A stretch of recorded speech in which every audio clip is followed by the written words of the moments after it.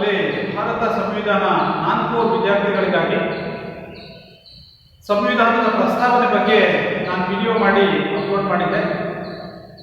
ಇಂದು ನಾಲ್ಕು ಸಬ್ಜೆಕ್ಟ್ನ ಮೊದಲನೇ ಯೂನಿಟ್ನ ಎರಡನೇ ಕಾನ್ಸೆಪ್ಟ್ ಭಾರತ ಸಂವಿಧಾನದ ಲಕ್ಷಣಗಳು, salient features of the Indian constitution concept ಮೇಲೆ ಇವತ್ತು ಈ ವಿಡಿಯೋನ ಪ್ರೆಸೆಂಟ್ ಮಾಡ್ತಾ ಇದ್ದೀನಿ. ಯಾವುದೇ ಒಂದು ದೇಶ ಮತ್ತು ಆ ದೇಶದ ಸಂವಿಧಾನ, ಆ ಸಂವಿಧಾನದ ಸ್ವರೂಪ ನಮಗೆ ಸ್ಪಷ್ಟವಾಗಿ ಅರ್ಥ ಆಗಬೇಕು ಅಂತಂದ್ರೆ ಆ ದೇಶದ ಸಂವಿಧಾನದ ಲಕ್ಷಣಗಳನ್ನು ಸ್ಪಷ್ಟವಾಗಿ ನಾವು ಅರ್ಥ ಮಾಡ್ಕೋಬೇಕಾಗುತ್ತೆ. ಯಾರು ಸಂವಿಧಾನದ ಲಕ್ಷಣಗಳನ್ನು ಸ್ಪಷ್ಟವಾಗಿ ಅರ್ಥ ಮಾಡ್ಕೋತಾರೋ ಅವ್ರಿಗೆ ಆ ದೇಶದ ಸಂವಿಧಾನದ ಮೂಲಭೂತ ಚಿತ್ರಣ, ಮೂಲಭೂತ ಅಂಶಗಳು ಮತ್ತು ಸಂವಿಧಾನದ ಅದರ ಆಳದಲ್ಲಿರುವ ಎಲ್ಲ ತತ್ವಗಳು ಸ್ಪಷ್ಟವಾಗಿ ಅರ್ಥವಾಗುತ್ತೆ. ಆ ಹಿನ್ನೆಲೆಯಲ್ಲಿ ಸಂವಿಧಾನದ ಲಕ್ಷಣಗಳನ್ನು ಪ್ರಧಾನವಾಗಿ ವಿದ್ಯಾರ್ಥಿಗಳು ಅರ್ಥ ಮಾಡಿಕೊಳ್ಬೇಕಾಗಿದೆ. ಭಾರತ ಸಂವಿಧಾನ 1946 ನವೆಂಬರ್ 26ನೇ ತಾರೀಕು ಸಂವಿಧಾನ ರಚನಾ ಸಮಿತಿಯಿಂದ ಅಂಗೀಕಾರಗೊಂಡು 1950 ಜನವರಿ 26ರಿಂದ ಅನುಷ್ಠಾನ ಮಾಡಿಕೊಂಡಿದೆ. ಈ ಸಂವಿಧಾನದ ಒಟ್ಟು ಸಮಗ್ರ ಬರಹಗಳನ್ನು ನಾವು ವಿಶ್ಲೇಷಣೆ ಮಾಡುವಾಗ ಹಲವಾರು ಲಕ್ಷಣಗಳನ್ನು ಸಂವಿಧಾನದಲ್ಲಿ ನಾವು ಗುರುತಿಸಬಹುದು. ಸಂವಿಧಾನದಲ್ಲಿ ಏನೇನೆಲ್ಲ ಲಕ್ಷಣಗಳನ್ನು ಒಳಗೊಂಡಿದೆ, ಅದರ ಫೀಚರ್ಸ್ ಏನು ಅನ್ನುವಂಥದ್ದನ್ನು ಸ್ಪಷ್ಟವಾಗಿ ನಾವು ವಿಶ್ಲೇಷಣೆ ಮಾಡಬಹುದಾದಂಥ ಸಂದರ್ಭಗಳಲ್ಲಿ ನಮಗೆ ಮೊದಲಿಗೆ ಗೋಚರ ಆಗ್ತಕ್ಕಂಥದ್ದು, ಸಂವಿಧಾನವನ್ನು ನೋಡಿದ ಮೇಲೆ ಸಂವಿಧಾನದ ಸ್ವರೂಪವನ್ನು ಗಮನಿಸಿದಾಗ ಆ ಸಂವಿಧಾನದಲ್ಲಿ ಈ ಕೆಲವು ಲಕ್ಷಣಗಳಿರ್ತಕ್ಕಂಥದ್ದನ್ನು ನಾವು ನೋಡ್ತೇವೆ. ಮೊದಲಿಗೆ ರಿಟನ್ ಕಾನ್ಸ್ಟಿಟ್ಯೂಷನ್, ಸಂವಿಧಾನದ ಪ್ರಧಾನ ಲಕ್ಷಣ. ಲಿಖಿತ ಸಂವಿಧಾನ, ಭಾರತ ಸಂವಿಧಾನ ಬರಹ ರೂಪದಲ್ಲಿ ಬರೆಯಲ್ಪಟ್ಟಂತಹ, ಅಂದರೆ ಲಿಖಿತ ರೂಪದಲ್ಲಿ ದಾಖಲಿಸಲ್ಪಟ್ಟಿರ್ತಕ್ಕಂಥ ಸಂವಿಧಾನ ಭಾರತ ಸಂವಿಧಾನವಾಗಿದೆ. 1949 ನವೆಂಬರ್ 26ನೇ ತಾರೀಕು ಅಂಗೀಕರಿಸಿದಂತಹ ಈ ಸಂವಿಧಾನದಲ್ಲಿ 395 ವಿಧಿಗಳು, 8 ಅನುಸೂಚಿಗಳನ್ನು ಲಿಖಿತ ರೂಪದಲ್ಲಿ ಬರೆಯಲಾಗಿದೆ. ಈ 395 8 ಅನುಸೂಚಿಗಳ ಈ ಸಂವಿಧಾನ ಇವತ್ತಿನವರೆಗೂ ಕೂಡ ಕಾರ್ಯನಿರ್ವಹಿಸ್ತಾ ಇರ್ತಕ್ಕಂಥದ್ದನ್ನು ನಾವು ಕಾಣ್ತೇವೆ. ಈ 395 ವಿಧಿಗಳಲ್ಲಿ ಹಲವಾರು ಭಾಗಗಳನ್ನು ನಾವು ನೋಡ್ತೇವೆ. ಅದರಲ್ಲಿ ಪ್ರಧಾನವಾಗಿ ಭಾರತದ ಭೌಗೋಳಿಕತೆ, ಭಾರತದ ಪೌರತ್ವ, ಮೂಲಭೂತ ಹಕ್ಕುಗಳು, ರಾಜ್ಯ ನೀತಿ ನಿರ್ದೇಶಕ ತತ್ವಗಳು, ಕೇಂದ್ರ ಸರ್ಕಾರ, ರಾಜ್ಯ ಸರ್ಕಾರ, ಅವುಗಳ ರಚನೆ, ಅವುಗಳ ಅಧಿಕಾರ ಮತ್ತು ಕಾರ್ಯಗಳು, ಭಾರತದ ನ್ಯಾಯಾಂಗ ವ್ಯವಸ್ಥೆ, ಭಾರತದ ನ್ಯಾಯಾಂಗ ವ್ಯವಸ್ಥೆಯ ರಚನೆ, ಅಧಿಕಾರ ಮತ್ತು ಕಾರ್ಯಗಳು, ಕೇಂದ್ರ ರಾಜ್ಯಗಳ ನಡುವಿನ ಸಂಬಂಧ ಮತ್ತು ಸಂವಿಧಾನಾತ್ಮಕ ಹಲವಾರು ಸಂಸ್ಥೆಗಳು, ಪಬ್ಲಿಕ್ ಸರ್ವಿಸ್ ಕಮಿಷನ್ಸ್, ಇವುಗಳಿಗೆ ಸಂಬಂಧಪಟ್ಟಂತೆ ವಿಸ್ತೃತವಾಗಿ ಭಾರತ ಸಂವಿಧಾನದ ಒಂದೊಂದು ಪರಿಚ್ಛೇದಗಳು ಕೂಡ ವಿವರವಾಗಿ ಬರವಣಿಗೆಯ ರೂಪದಲ್ಲಿ ಬರೆಯಲ್ಪಟ್ಟಿರ್ತಕ್ಕಂಥದ್ದನ್ನು ನಾವು ನೋಡ್ತೇವೆ. ಹೀಗೆ ಬರೆಯಲ್ಪಟ್ಟಿರ್ತಕ್ಕಂಥ ಈ ಸಂವಿಧಾನವನ್ನು ಲಿಖಿತ ಸಂವಿಧಾನ ಅಂತ ಹೇಳಿ ಕರೆಯಲಾಗಿದೆ. ಭಾರತ ಸಂವಿಧಾನವೂ ಕೂಡ ಭಾರತದ ರಾಜ್ಯಾಂಗದ ಎಲ್ಲ ವಿವರಗಳನ್ನು ವಿಸ್ತೃತವಾಗಿ ಬರವಣಿಗೆಯ ರೂಪದಲ್ಲಿ ಬರೆಯಲ್ಪಟ್ಟಿರುವುದರಿಂದ ಭಾರತ ಸಂವಿಧಾನ ಒಂದು ಲಿಖಿತ ಸಂವಿಧಾನ ಅಂತೇಳಿ ನಾವು ಅದನ್ನು ಕರೆಯಲ್ಪಡುವುದರಿಂದ, ಗುರುತಿಸಲ್ಪಡುವುದರಿಂದ ಭಾರತ ಸಂವಿಧಾನದ ಲಕ್ಷಣಗಳನ್ನು ಪಟ್ಟಿ ಮಾಡುವಾಗ ಲಿಖಿತ ಸಂವಿಧಾನ ಭಾರತ ಸಂವಿಧಾನದ ಒಂದು ಲಕ್ಷಣ ಅಂತೇಳಿ ಪರಿಗಣಿಸಲಾಗಿದೆ. ಈ ಸಂವಿಧಾನ ಇದುವರೆಗೆ ಸುಮಾರು 116 ತಿದ್ದುಪಡಿಗಳನ್ನು ಒಳಗೊಂಡು ಸುಮಾರು 446 ವಿಧಿಗಳು 2017ನೇ ಇಸ್ವಿಗೆ 446 ವಿಧಿಗಳು ಇವತ್ತು ಭಾರತ ಸಂವಿಧಾನದಲ್ಲಿ ಹೊಸದಾಗಿ ಸೇರ್ಪಡೆಗೊಂಡಿದೆ. ಆದರೆ ಮೂಲಭೂತವಾದಂಥ 395 ವಿಧಿಯನ್ನು ಚೇಂಜ್ ಮಾಡಿಲ್ಲ.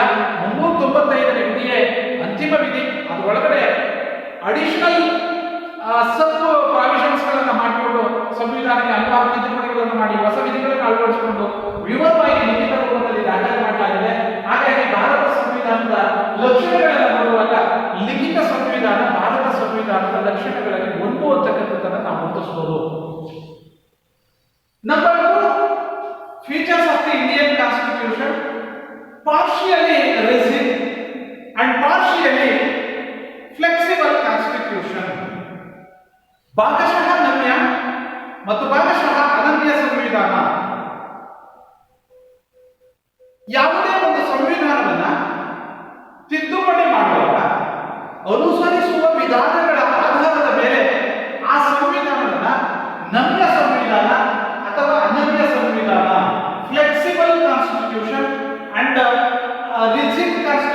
ಅಂತೇಳಿ ಅದರ ತಿದ್ದುಪಡಿಯ ವಿಧಾನಗಳ ಮೇಲೆ ಅದನ್ನ ವಿಶ್ಲೇಷಣೆ ಮಾಡಲಾಗುತ್ತೆ. ಭಾರತ ಸಂವಿಧಾನ ಈ ಎರಡು ಗುಣಲಕ್ಷಣಗಳನ್ನು ಒಳಗೊಂಡಿದೆ. ಸರಳ ವಿಧಾನಗಳನ್ನು ಅನುಸರಿಸಿ ಭಾರತ ಸಂವಿಧಾನವನ್ನು ತಿದ್ದುಪಡಿ ಮಾಡಲಾಗುತ್ತೆ. ಕಠಿಣ ಮಾರ್ಗಗಳನ್ನು ಅನುಸರಿಸುವ ಮುಖಾಂತರ ಕೂಡ ಭಾರತ ಸಂವಿಧಾನವನ್ನು ತಿದ್ದುಪಡಿ ಮಾಡಲಾಗುತ್ತೆ. ಈ ಎರಡು ವಿಧಾನಗಳನ್ನು ಅನುಸರಿಸಿ ಭಾರತ ಸಂವಿಧಾನವನ್ನು ತಿದ್ದುಪಡಿ ಮಾಡೋದರಿಂದ ಭಾರತ ಸಂವಿಧಾನ ಲಕ್ಷಣಗಳಲ್ಲಿ ಭಾಗಶಃ ನಿನ್ನೆ ಮತ್ತು ಭಾಗಶಃ ನಮಗೆ ಎರಡು ಗುಣಲಕ್ಷಣಗಳನ್ನು ಒಳಗೊಂಡಿದೆ ಅಂತೇಳಿ ರಾಜನೀತಿ ಶಾಸ್ತ್ರಜ್ಞರು, ಸಂವಿಧಾನ ಪಂಡಿತರುಗಳು ಈ ಅಂಶವನ್ನು ಗುರುತಿಸಿರ್ತಕ್ಕಂಥದ್ದನ್ನು ನಾವು ನೋಡ್ತೇವೆ.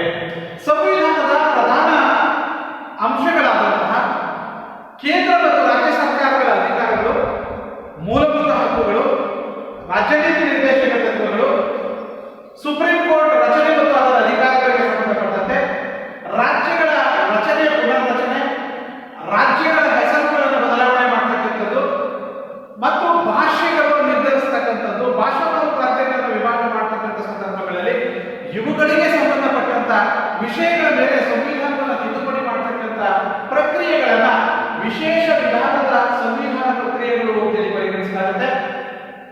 ಇಂತಹ ಸಂವಿಧಾನ ತಿದ್ದುಪಡಿ ಮಸೂದೆಗಳನ್ನ ಸಂಸತ್ತಿನ ಉಭಯ ಸದನಗಳಲ್ಲಿ, ಲೋಕಸಭೆ ಮತ್ತು ರಾಜ್ಯಸಭೆಗಳಲ್ಲಿ ಯಾವ ಸದನದಲ್ಲಿ ಬೇಕಾದರೂ ಮಂಡಿಸಿ ಸಂವಿಧಾನ ತಿದ್ದುಪಡಿಯನ್ನು ಮಾಡಬಹುದು. ಸಂವಿಧಾನ ತಿದ್ದುಪಡಿಯನ್ನು ಮಾಡಿದ ಮೇಲೆ ಆ ಸಂವಿಧಾನ ತಿದ್ದುಪಡಿ ಮಸೂದೆ ಕಡ್ಡಾಯವಾಗಿ ರಾಷ್ಟ್ರಪತಿಗಳಿಂದ ಸಹಿಯನ್ನು ಪಡ್ಕೊಳ್ಬೇಕಾಗುತ್ತೆ. ಜೊತೆಗೆ ಭಾರತದ ಒಕ್ಕೂಟದಲ್ಲಿ ಅಸ್ತಿತ್ವದಲ್ಲಿರ್ತಕ್ಕಂಥ ಒಟ್ಟು ರಾಜ್ಯಗಳಲ್ಲಿ 50%ಕ್ಕಿಂತ ಹೆಚ್ಚು ರಾಜ್ಯಗಳು ಆ ಮಸೂದೆಯನ್ನು ಅಂಗೀಕರಿಸಿದ್ರೆ ಅಂತಹ ಮಸೂದೆಗಳು ತಿದ್ದುಪಡಿಗೆ ಒಳಪಡುತ್ತವೆ. ಈ ತಿದ್ದುಪಡಿ ಮಾಡ್ತಕ್ಕಂಥ ವಿಧಾನಗಳನ್ನ ಮಾಡ್ತಕ್ಕಂಥದ್ದು ಅಷ್ಟು ಸುಲಭದ ವಿಚಾರವಲ್ಲ.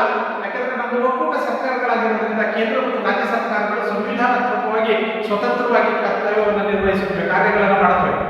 ಇಂಥ ಸಂದರ್ಭದಲ್ಲಿ ಕೇಂದ್ರ ಮತ್ತು ರಾಜ್ಯ ಸರ್ಕಾರಗಳ ನಡುವೆ ಬೇರೆ ಬೇರೆ ಸರ್ಕಾರಗಳಿದ್ದಾಗ ಎಲ್ಲ ರಾಜ್ಯಗಳು ಒಪ್ಪಿಕೊಂಡು ಕೇಂದ್ರ ಸರ್ಕಾರದ ಸಂವಿಧಾನ ತಿದ್ದುಪಡಿಯನ್ನ ಒಪ್ಪಿಕೊಳ್ತಕ್ಕಂಥ ಸಾಧ್ಯತೆಗಳು ಬಹಳ ಕಡಿಮೆ ಇರುತ್ತೆ. ಹಾಗಾಗಿ ಇಂತಹ ಸಂದರ್ಭಗಳಲ್ಲಿ ಸಂವಿಧಾನವನ್ನು ತಿದ್ದುಪಡಿ ಮಾಡತಕ್ಕಂಥದ್ದು ಬಹಳ ಕಠಿಣ ವಿಧಾನ ಅಥವಾ ಕಷ್ಟಕರವಾದಂತಹ ಒಂದು ಮಾದರಿ. ಉಳಿದಂತೆ ರಾಷ್ಟ್ರದ ದೈನಂದಿನ ಆಡಳಿತ, ಪ್ರಜೆಗಳ ಹಿತಾಸಕ್ತಿಗಳು, ಕಲ್ಯಾಣ ಕಾರ್ಯಕ್ರಮಗಳು ಮತ್ತು ರಾಷ್ಟ್ರ ಮತ್ತು ಅಂತಾರಾಷ್ಟ್ರೀಯ ಮಟ್ಟದಲ್ಲಿ ಉದ್ಭವವಾಗತಕ್ಕಂಥ ವಿದ್ಯಮಾನಗಳಿಗೆ ಅನುಗುಣವಾಗಿ ಸಂವಿಧಾನ ತಿದ್ದುಪಡಿಯ ಅಗತ್ಯತೆಗಳು ಬಿದ್ದಂತಹ ಸಂದರ್ಭದಲ್ಲಿ ಸಂಸತ್ತಿನ ಉಭಯ ಸದನಗಳು ಸಂವಿಧಾನದ ಯಾವುದೇ ಭಾಗಗಳಿಗೆ ಬೇಕಾದರೂ ಸಂವಿಧಾನ ತಿದ್ದುಪಡಿ ಮಾಡಿ ಆ ಕಾರ್ಯಕ್ರಮಗಳನ್ನು ತುರ್ತಾಗಿ ಅನುಷ್ಠಾನ ಮಾಡತಕ್ಕಂಥ ಅಧಿಕಾರವನ್ನು ಸಂಸತ್ತು ಹೊಂದಿದೆ. ಇಂತಹ ಸಂದರ್ಭದಲ್ಲಿ ಸರಳ ವಿಧಾನ, ಸಂಸತ್ತಿನ ಉಭಯ ಸದನಗಳಲ್ಲಿ ಯಾವುದಾದ್ರೂ ಒಂದು ಸದನದಲ್ಲಿ ಮಸೂದೆಯನ್ನು ಮಂಡಿಸಿ ಸರಳ ಬಹುಮತದಿಂದ ಅದನ್ನು ಅಂಗೀಕರಿಸಿ ರಾಷ್ಟ್ರಪತಿಗಳ ಅಂಗೀಕಾರದೊಂದಿಗೆ ಸಂಬಂಧಪಟ್ಟಂತಹ ಸಂವಿಧಾನ ತಿದ್ದುಪಡಿ ಮಸೂದೆಯನ್ನ ಅನುಷ್ಠಾನ ಮಾಡತಕ್ಕಂಥ ವಿಧಾನವನ್ನು ಕೂಡ ನಾವು ಭಾರತದಲ್ಲಿ ಕಾಣ್ತೇವೆ. ಹಾಗಾಗಿ ಭಾರತದಲ್ಲಿ ನಮ್ಯ ಮತ್ತು ಅನಮ್ಯ ಮಾದರಿಗಳೆರಡರ ಮೂಲಕವೂ ಕೂಡ ಸಂವಿಧಾನವನ್ನ ತಿದ್ದುಪಡಿಗೊಳಪಡಿಸಿ ಅದನ್ನ ಅನುಷ್ಠಾನ ಮಾಡತಕ್ಕಂಥ ಪದ್ಧತಿ ಅಸ್ತಿತ್ವದಲ್ಲಿರುವುದರಿಂದ ಭಾರತ ಸಂವಿಧಾನದ ಲಕ್ಷಣಗಳಲ್ಲಿ ಭಾಗಶಃ ನಮ್ಯ ಮತ್ತು ಭಾಗಶಃ ಅನನ್ಯ ಗುಣಲಕ್ಷಣಗಳು ಕೂಡ ಒಂದು ಅಂತೇಳಿ ಇಲ್ಲಿ ಪರಿಗಣಿಸಲ್ಪಟ್ಟಿರ್ತಕ್ಕಂಥದ್ದನ್ನು ನಾವು ನೋಡ್ತೇವೆ. ನಂಬರ್ 3, ಭಾರತ ಸಂವಿಧಾನ ಪ್ರಧಾನ ಲಕ್ಷಣಗಳಲ್ಲಿ ಪಾರ್ಲಿಮೆಂಟರಿ ಫಾರ್ಮ್ ಆಫ್ ಗವರ್ನಮೆಂಟ್, ಸಂಸದೀಯ ಸರ್ಕಾರ ಪದ್ಧತಿ. ಅಂದ್ರೆ ಭಾರತದಲ್ಲಿ ಸಂಸದೀಯ ಸರ್ಕಾರ ಪದ್ಧತಿ ಕರ್ತವ್ಯವನ್ನು ನಿರ್ವಹಿಸತಕ್ಕಂಥದ್ದನ್ನು ನಾವು ನೋಡ್ತೇವೆ. ಅಂದ್ರೆ ಪ್ರಜೆಗಳು ವಯಸ್ಕ ಮತದಾನ ಮೂಲಕ ತಮ್ಮ ಆಡಳಿತವನ್ನು ತಾವೇ ನಿರ್ವಹಣೆ ಮಾಡಿಕೊಳ್ಳೋದಕ್ಕೆ ಪ್ರಾತಿನಿಧಿಕ ಪದ್ಧತಿಯ ಮೂಲಕ ಆಡಳಿತವನ್ನು ನಿರ್ವಹಣೆ ಮಾಡಿಕೊಂಡು ಸಂಸತ್ತಿನ ಮೂಲಕ ತಮ್ಮ ಆಡಳಿತ ಚಟುವಟಿಕೆಗಳನ್ನು ನಿರ್ವಹಿಸಿಕೊಳ್ಳತಕ್ಕಂಥ ಒಂದು ಪದ್ಧತಿಯನ್ನು ಪಾರ್ಲಿಮೆಂಟರಿ ಮಾದರಿಯ ಸರ್ಕಾರ ಪದ್ಧತಿ ಅಂತ ಹೇಳಿ ಕರೀತಾರೆ. ಭಾರತ 100 ವರ್ಷಗಳ ಕಾಲ ಬ್ರಿಟಿಷರ ಆಡಳಿತಕ್ಕೆ ಒಳಪಟ್ಟಿದ್ದರಿಂದ ಬ್ರಿಟಿಷರ ಸಂಸತ್ತು ಬ್ರಿಟನ್ನಲ್ಲಿ ಕೂಡ ಸಂಸದೀಯ ಪದ್ಧತಿಯ ಸರ್ಕಾರ ಪದ್ಧತಿ ಅಸ್ತಿತ್ವದಲ್ಲಿದ್ದರಿಂದ ಭಾರತದಲ್ಲಿ 1909, 1935ರ ಕಾಯ್ದೆಯಲ್ಲಿ ಸಂಸದೀಯ ಸರ್ಕಾರ ಪದ್ಧತಿಗಳನ್ನು ಅನುಷ್ಠಾನ ಮಾಡೋದ್ರ ಮುಖಾಂತರ ಆಗ್ಲೇ ನಮಗೆ ಆಡಳಿತಾತ್ಮಕವಾಗಿ ಸಂವಿಧಾನಾತ್ಮಕ ಮಾದರಿಯ ಸರ್ಕಾರದಲ್ಲಿ ತರಬೇತಿಯನ್ನು ಬ್ರಿಟಿಷ್ ಸರ್ಕಾರ ನಮಗೆ ನೀಡಿತು. ಈ ತರಬೇತಿಯನ್ನು ಪಡ್ಕೊಂಡಿದ್ದಂತ ಭಾರತೀಯರು ಸ್ವಾತಂತ್ರ್ಯ ನಂತರದಲ್ಲಿ ಈ ಬ್ರಿಟಿಷ್ ಮಾದರಿಯ ಸಂಸದೀಯ ಸರ್ಕಾರ ಪದ್ಧತಿಯನ್ನು ಅಳವಡಿಸಿಕೊಳ್ಳುವುದರ ಮುಖಾಂತರ ಮುಂದಿನ ಸರ್ಕಾರ ಪದ್ಧತಿಗಳು ಸುಸೂತ್ರವಾಗಿ ಕೆಲಸವನ್ನು ನಿರ್ವಹಿಸಲಿಕ್ಕೆ ಸಾಧ್ಯ ಅಂತೇಳಿ ಭಾರತದಲ್ಲಿ ಸಂಸದೀಯ ಪದ್ಧತಿಯನ್ನ ಸ್ವತಂತ್ರ ಭಾರತದಿಂದ ಅಳವಡಿಸಿಕೊಳ್ತಕ್ಕಂಥ ತೀರ್ಮಾನವನ್ನು ಪಾರ್ಲಿಮೆಂಟ್ನಲ್ಲಿ ಸಂವಿಧಾನ ರಚನಾ ಸಮಿತಿ ಸೂಕ್ತ ಕ್ರಮಕ್ಕೆ ಪದ್ಧತಿಯನ್ನು ಅನುಷ್ಠಾನ ಮಾಡಿಕೊಂಡಿರ್ತಕ್ಕಂಥದ್ದನ್ನು ನಾವು ನೋಡ್ತೇವೆ. ಭಾರತದಲ್ಲಿ ಸರ್ದಾರ್ ವಲ್ಲಭಾಯ್ ಪಟೇಲ್, ನೆಹರು, ಕೆ.ಎಂ. ಮುನ್ಷಿ ಮೊದಲಾದಂತಹ ಸಂವಿಧಾನ ರಚನಾ ಸಮಿತಿಯ ದಿಗ್ಗಜರುಗಳು ಪಾರ್ಲಿಮೆಂಟರಿ ಮಾದರಿಯ ಸರ್ಕಾರ ಪದ್ಧತಿಯನ್ನು ಸಂವಿಧಾನ ರಚನಾ ಸಮಿತಿಯಲ್ಲಿ ಬಹಳ ಬಲವಾಗಿ ಸಮರ್ಥಿಸಿಕೊಳ್ತಾರೆ. ಭಾರತ ಬಹುದೊಡ್ಡ ದೇಶ, ಅನೇಕತೆಗಳನ್ನು ವೈವಿಧ್ಯತೆಗಳನ್ನು ಹೊಂದಿರತಕ್ಕಂಥ ರಾಷ್ಟ್ರ. ಈ ಅನೇಕತೆಗಳನ್ನು ಹೊಂದಿರತಕ್ಕಂಥ ರಾಷ್ಟ್ರದಲ್ಲಿ ಪಾರ್ಲಿಮೆಂಟರಿ ಪದ್ಧತಿ ಅಸ್ತಿತ್ವಕ್ಕೆ ಬಂದರೆ ಪಾರ್ಲಿಮೆಂಟರಿ ಮಾದರಿನಲ್ಲಿ ನಾವು ಇಡೀ ದೇಶದ ತುಂಬಾ ಲೋಕಸಭಾ ಸದಸ್ಯ ಕ್ಷೇತ್ರಗಳನ್ನು ವಿಭಾಗಿಸಿ ಸ್ಥಳೀಯವಾಗಿ ಅವರದ್ದೇ ಹಿತಾಸಕ್ತಿಗಳನ್ನು ಒಳಗೊಂಡಂತ ಅಭ್ಯರ್ಥಿಗಳು ಪಾರ್ಲಿಮೆಂಟರಿ ವ್ಯವಸ್ಥೆಗಳಲ್ಲಿ ಆಯ್ಕೆಯಾಗಿ ಬರಲಿಕ್ಕೆ ಸಾಧ್ಯತೆಗಳಿದೆ. ಇಂಥ ಅಭ್ಯರ್ಥಿಗಳು ಆಯ್ಕೆಯಾಗಿ ಬಂದ್ರೆ ಆ ಸ್ಥಳೀಯ ಮಟ್ಟದ ಅಥವಾ ಸ್ಥಳೀಯ ಜನರ ಹಿತಾಸಕ್ತಿಗಳಿಗಾಗಿ ಕೆಲಸ ಮಾಡ್ತಕ್ಕಂಥ ಒಂದು ಪದ್ಧತಿಯನ್ನು ನಾವು ಅನುಷ್ಠಾನ ಮಾಡಲಿಕ್ಕೆ ಸಾಧ್ಯತೆಗಳಾಗುತ್ತೆ. ಆ ಕಾರಣಕ್ಕಾಗಿ ಭಾರತದಲ್ಲಿ ಪಾರ್ಲಿಮೆಂಟರಿ ಪದ್ಧತಿ ಬೇಕು ಅಂತೇಳಿ ಸರ್ದಾರ್ ವಲ್ಲಭಾಯ್ ಪಟೇಲ್, ಪಂಡಿತ್ ಜವಾಹರ್ಲಾಲ್ ನೆಹರು, ಕೆ.ಎಂ. ಮುನ್ಷಿರವರಂತಹ ಅಂದಿನ ರಾಜಕಾರಣದ ಮುತ್ಸದ್ದಿಗಳಾಗಿದ್ದಂಥವರು ಅದನ್ನು ಸಮರ್ಥಿಸ್ಕೊಳ್ತಾರೆ. ಅಂದ್ರೆ ಕೆಲವು ರಾಜನೀತಿ ಶಾಸ್ತ್ರಜ್ಞರು, ಎಸ್ಪೆಷಲಿ ರಾಮ್ ನಾರಾಯಣ್, ಕೆ.ಟಿ. ಶಾ ಮತ್ತು ಬ್ರಿಜೇಶ್ವರ್ ಪ್ರಸಾದ್ರಂತಹ ಕೆಲವು ರಾಜನೀತಿ ಶಾಸ್ತ್ರಜ್ಞರು ಭಾರತಕ್ಕೆ ಪಾರ್ಲಿಮೆಂಟರಿ ಮಾದರಿಯ ಪದ್ಧತಿಯನ್ನು ವಿರೋಧಿಸುತ್ತಾರೆ. ಪಾರ್ಲಿಮೆಂಟರಿ ಮಾದರಿ ಸರ್ಕಾರ ಒಂದು ರೀತಿಯ ಸೋಮಾರಿಗಳ ಸರ್ಕಾರ. ಇದು ಭ್ರಷ್ಟಾಚಾರಕ್ಕೆ ಎಡೆಮಾಡಿ ಕೊಡುತ್ತೆ, ರಾಷ್ಟ್ರದಲ್ಲಿ ನಿರಾಸಕ್ತಿ ಭ್ರಷ್ಟಾಚಾರವನ್ನು ಹೆಚ್ಚು ಮಾಡುತ್ತೆ. ಭಾರತಕ್ಕೆ ರಾಷ್ಟ್ರಾಧ್ಯಕ್ಷ ಅಥವಾ ಅಧ್ಯಕ್ಷೀಯ ಮಾದರಿಯ ಸರ್ಕಾರ ಪದ್ಧತಿ ಸೂಕ್ತ ಅಂತೇಳಿ ಭಾರತಕ್ಕೆ ಸಂಸದೀಯ ಸರ್ಕಾರ ಪದ್ಧತಿ ಅಗತ್ಯ ಇಲ್ಲ ಅಂತೇಳಿ ರಾಮ್ ನಾರಾಯಣ್, ಕೆ.ಟಿ. ಶಾ ಅಂತಹ ಮುಖಂಡರುಗಳು ಅಂದು ಸಂವಿಧಾನ ರಚನಾ ಸಮಿತಿಯಲ್ಲಿ ಪ್ರಧಾನವಾಗಿ ವಿರೋಧವನ್ನು ವ್ಯಕ್ತಪಡಿಸುತ್ತಾರೆ. ಸಂವಿಧಾನ ರಚನಾ ಸಮಿತಿಯ ಕರಡು ಸಮಿತಿಯ ಅಧ್ಯಕ್ಷರಾಗಿದ್ದಂತಹ ಡಾಕ್ಟರ್ ಬಿ.ಆರ್. ಅಂಬೇಡ್ಕರ್ ಆರಂಭದಲ್ಲಿ ಭಾರತಕ್ಕೆ ಅಧ್ಯಕ್ಷೀಯ ಮಾದರಿ ಸರ್ಕಾರ ಬೇಕು ಅನ್ನೋದರಲ್ಲಿ ಒಲವನ್ನು ಹೊಂದಿದ್ದಂತಹ ವ್ಯಕ್ತಿ. ಆದರೆ ಆನಂತರದ ದಿನಗಳಲ್ಲಿ ತಮ್ಮ ಅಭಿಪ್ರಾಯಗಳನ್ನು ಸಂವಿಧಾನ ರಚನಾ ಸಮಿತಿಯಲ್ಲಿ ಚರ್ಚೆಗಳನ್ನು ನಡೆದ ಸಂದರ್ಭದಲ್ಲಿ ಅಂಬೇಡ್ಕರ್ಗೂ ಕೂಡ ಭಾರತಕ್ಕೆ ಸಂಸದೀಯ ಸರ್ಕಾರ ಪದ್ಧತಿಯೇ ಸೂಕ್ತ, ವೈವಿಧ್ಯತೆಗಳು, ಸಾಮಾಜಿಕ ಅಸಮಾನತೆಗಳು, ಅನೇಕ ಸಂಸ್ಕೃತಿ, ಬಹುಸಂಸ್ಕೃತಿಯನ್ನು ಹೊಂದಿರತಕ್ಕಂಥ ಭಾರತಕ್ಕೆ ಸಂಸದೀಯ ಸರ್ಕಾರ ಪದ್ಧತಿ ಬಂದ್ರೆ ತಮ್ಮ ತಮ್ಮ ಹಿತಾಸಕ್ತಿಗಳನ್ನು ಈ ಸಂಸದೀಯ ಸರ್ಕಾರ ಪದ್ಧತಿಗಳಲ್ಲಿ ರಕ್ಷಣೆ ಮಾಡಿಕೊಳ್ಳೋದಕ್ಕೆ ಸಾಧ್ಯವಾಗುತ್ತೆ. ಹಾಗಾಗಿ ಸಂಸದೀಯ ಮಾದರಿಯ ಸರ್ಕಾರ ಪದ್ಧತಿಗಳು ಭಾರತಕ್ಕೆ ಸೂಕ್ತ ಅನ್ನೋದ್ರ ಕಡೆಗೆ ಅವರೂ ಕೂಡ ಕೊನೆಗೆ ಅಂತಿಮ ತೀರ್ಮಾನಕ್ಕೆ ಬಂದು ಸಂವಿಧಾನ ರಚನಾ ಸಮಿತಿಯಲ್ಲಿ ಕಾನ್ಸ್ಟಿಟ್ಯೂಯೆಂಟ್ ಅಸೆಂಬ್ಲಿ ಒಳಗಡೆ ಪಾರ್ಲಿಮೆಂಟರಿ ಮಾದರಿಯ ಸರ್ಕಾರಕ್ಕೆ ಬೆಂಬಲವನ್ನು ವ್ಯಕ್ತಪಡಿಸುವುದರ ಮುಖಾಂತರ ಸಂಸದೀಯ ಸರ್ಕಾರ ಪದ್ಧತಿಯನ್ನು ಅಳವಡಿಸಿಕೊಂಡಿದ್ದೇವೆ. ಈ ಸಂಸದೀಯ ಸರ್ಕಾರ ಪದ್ಧತಿಯ ಮೂಲಕ ಭಾರತದಲ್ಲಿ ಲೋಕಸಭೆ ಮತ್ತು ರಾಜ್ಯಸಭೆ ಎರಡು ಸದನಗಳು, ಅಖಿಲ ಭಾರತದಲ್ಲಿ ಎಲ್ಲ ಜನರನ್ನು ರೆಪ್ರೆಸೆಂಟ್ ಮಾಡತಕ್ಕಂಥ, ಇಡೀ ಭಾರತವನ್ನೇ ಪ್ರತಿನಿಧಿಸತಕ್ಕಂಥ ಲೋಕಸಭೆ ಮತ್ತು ಭಾರತದ ಒಕ್ಕೂಟಗಳನ್ನು ರೆಪ್ರೆಸೆಂಟ್ ಮಾಡತಕ್ಕಂಥ ಪ್ರತಿನಿಧಿಸತಕ್ಕಂಥ ರಾಜ್ಯಸಭೆ, ಈ ಎರಡೂ ಸಭೆಗಳು ಶಾಸನ ಸಮಿತಿಗಳಾಗಿ ಭಾರತದ ಸಂವಿಧಾನಾತ್ಮಕವಾಗಿ ಭಾರತಕ್ಕೆ ಅಗತ್ಯವಾದಂತಹ ಕಾನೂನುಗಳನ್ನು ರೂಪಿಸುವುದರ ಮುಖಾಂತರ ಭಾರತದಲ್ಲಿ ರಾಜ್ಯಾಂಗದ ಆಡಳಿತ ನಿರ್ವಹಣೆ ಆಗತಕ್ಕಂಥ ನೋಡಿಕೊಂಡು ಹೋಗತಕ್ಕಂಥದ್ದನ್ನು ನಾವು ನೋಡ್ತೇವೆ. ಇದು ಏನನ್ನ ಸೂಚಿಸುತ್ತೆ ಅಂತಂದ್ರೆ ಭಾರತದ ಸಂವಿಧಾನವನ್ನು ನೋಡಿದಾಗ ಸಂಸದೀಯ ಮಾದರಿಯ ಸರ್ಕಾರ ಪದ್ಧತಿಗೆ ಅಡಿಪಾಯಗಳಾಗ್ತಕ್ಕಂಥದ್ದು ಮತ್ತು ಅದರ ಅಡಿಯಲ್ಲಿ ಸಂಸದೀಯ ಸರ್ಕಾರ ಪದ್ಧತಿ ಬಹಳ ಯಶಸ್ವಿಯಾಗಿ ಕರ್ತವ್ಯವನ್ನು ನಿರ್ವಹಿಸ್ತಾ ಇರ್ತಕ್ಕಂಥದ್ದು ಭಾರತದ ಸಂವಿಧಾನದ ಪ್ರಧಾನ ಲಕ್ಷಣಗಳಲ್ಲಿ ಇದು ಕೂಡ ಒಂದು ಅಂಶ ಅಂತೇಳಿ ನಾವು ಇದನ್ನ ಪರಿಗಣಿಸಬಹುದಾಗಿದೆ. ಮತ್ತು ನಾಲ್ಕನೆಯದು federal system. The fourth important salient features of the Indian Constitution, federal system. ಭಾರತ ಸಂಯುಕ್ತ ಮಾದರಿಯ ರಾಜಕೀಯ ರಾಷ್ಟ್ರ ವ್ಯವಸ್ಥೆಯನ್ನು ಒಳಗೊಂಡಿದೆ. ಸಂವಿಧಾನದ 395 ವಿಧಿಗಳನ್ನು ವಿಶ್ಲೇಷಣೆ ಮಾಡಿದಾಗ ಭಾರತದ ಯಾವ ಭಾಗದಲ್ಲಿಯೂ ಕೂಡ ಯಾವ ಅನುಚ್ಛೇದದಲ್ಲಿ ಫೆಡರಲ್ ಅನ್ನುವಂಥ ಪದವನ್ನು ಎಲ್ಲಿಯೂ ಕೂಡ ಬಳಸಿಲ್ಲ. ಆದರೆ ಸಂವಿಧಾನದ 1ನೇ ವಿಧಿಯಲ್ಲಿ ಭಾರತ ಹಲವು ರಾಜ್ಯಗಳ ಒಕ್ಕೂಟ ಅಂತಕ್ಕಂಥದ್ದನ್ನ ಪ್ರಸ್ತಾಪಿಸಿರ್ತಕ್ಕಂಥದ್ದನ್ನು ನಾವು ನೋಡ್ತೇವೆ. ಭಾರತ ಹಲವು ರಾಜ್ಯಗಳ ಒಕ್ಕೂಟ ಅನ್ನುವ ಪದವನ್ನು ಹೊರತುಪಡಿಸಿದ್ರೆ ಎಲ್ಲಿಯೂ ಕೂಡ ಫೆಡರಲ್ ಅನ್ನುವಂಥ ಪದವನ್ನು ಬಳಸಿಲ್ಲ. ಆದರೂ ಕೂಡ ಭಾರತದಲ್ಲಿ ಸಂಯುಕ್ತ ಮಾದರಿ ಇದೆ.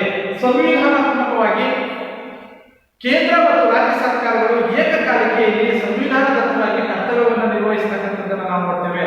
ಸಂವಿಧಾನದತ್ತವಾಗಿ ಸಂವಿಧಾನದ 7ನೇ ಅನುಸೂಚಿಯಲ್ಲಿರುವ ಪ್ರಕಾರ ಕೇಂದ್ರ ಮತ್ತು ರಾಜ್ಯ ಸರ್ಕಾರಗಳು ಅಧಿಕಾರಗಳನ್ನು ಹಂಚಿಕೆ ಮಾಡಿಕೊಂಡು ಕೇಂದ್ರ ಪಟ್ಟಿ, ರಾಜ್ಯ ಪಟ್ಟಿ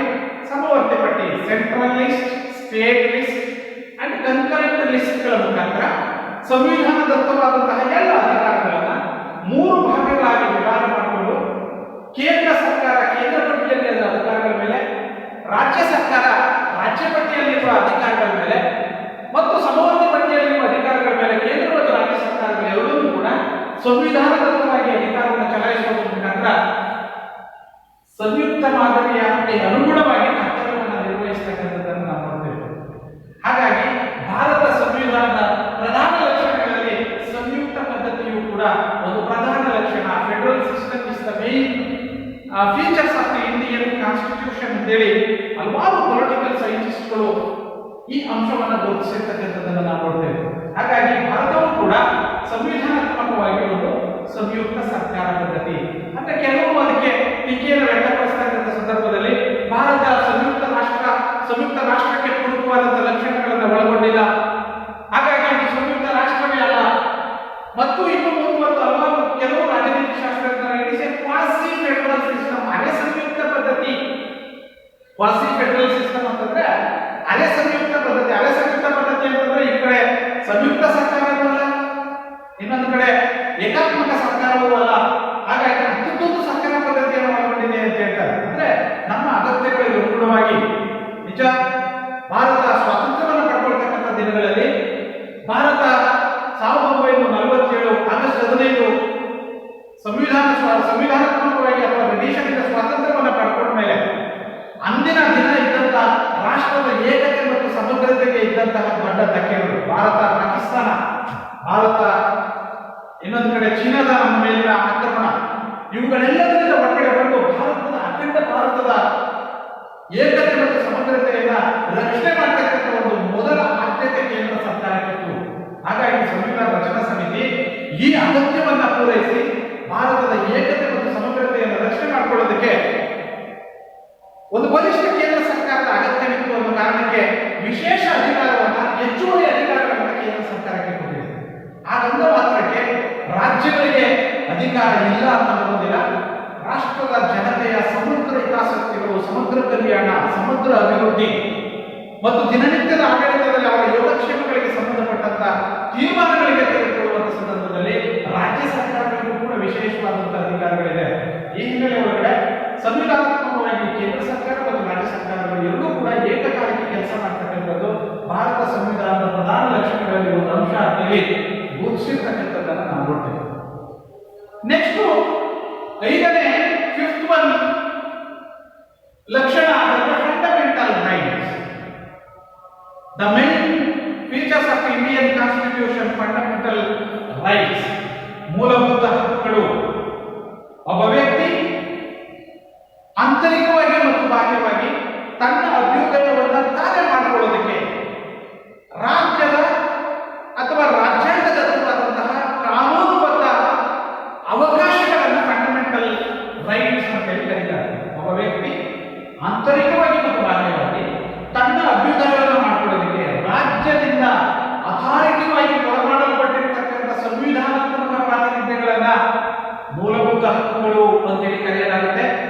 ಭಾರತ ಸಂವಿಧಾನದ 3ನೇ ಭಾಗದಲ್ಲಿ 12ನೇ ವಿಧಿಯಿಂದ 35ನೇ ವಿಧಿಯವರೆಗಿನ ವಿಧಿಗಳು ಮೂಲಭೂತ ಹಕ್ಕುಗಳ ಬಗ್ಗೆ ವಿಸ್ತೃತವಾಗಿ ವಿವರಿಸಲ್ಪಟ್ಟಿದೆ. ಜೊತೆಗೆ 6 ಮೂಲಭೂತ ಹಕ್ಕುಗಳನ್ನ ನಮಗೆ ಕೊಡಲಾಗಲ್ಪಟ್ಟಿದೆ. 12ನೇ ವಿಧಿಯಿಂದ 18ನೇ ವಿಧಿಯವರೆಗೆ ಸಮಾನತೆಯ ಹಕ್ಕು, ರೈಟ್ ಟು ಈಕ್ವಾಲಿಟಿ. 19ನೇ ವಿಧಿಯಿಂದ 22ನೇ ವಿಧಿಯವರೆಗೆ ರೈಟ್ ಟು ಲಿಬರ್ಟಿ, ಸ್ವಾತಂತ್ರ್ಯದ ಹಕ್ಕು. 23 ಮತ್ತು 24 ರೈಟ್ ಅಗೇನ್ಸ್ಟ್ ಎಕ್ಸ್ಪ್ಲೈಟೇಷನ್, ಶೋಷಣೆಯ ವಿರುದ್ಧದ ಹಕ್ಕು. ಹಾಗೆಯೇ 25ರಿಂದ 28ನೇ ವಿಧಿಯವರೆಗೆ ರೈಟ್ ಟು ರಿಲಿಜನ್, ಧಾರ್ಮಿಕ ಸ್ವಾತಂತ್ರ್ಯದ ಹಕ್ಕು. 29 ಮತ್ತು 30 ಕಲ್ಚರ್ ಅಂಡ್ ಎಜುಕೇಶನಲ್ ರೈಟ್, ಸಾಂಸ್ಕೃತಿಕ ಮತ್ತು ವಿದ್ಯಾಭ್ಯಾಸದ ಹಕ್ಕು. 32ನೇ ವಿಧಿ ಕಾನ್ಸ್ಟಿಟ್ಯೂಷನಲ್ ರೆಮಿಡೀಸ್, ಸಂವಿಧಾನ ಪರಿಹಾರ ಹಕ್ಕು.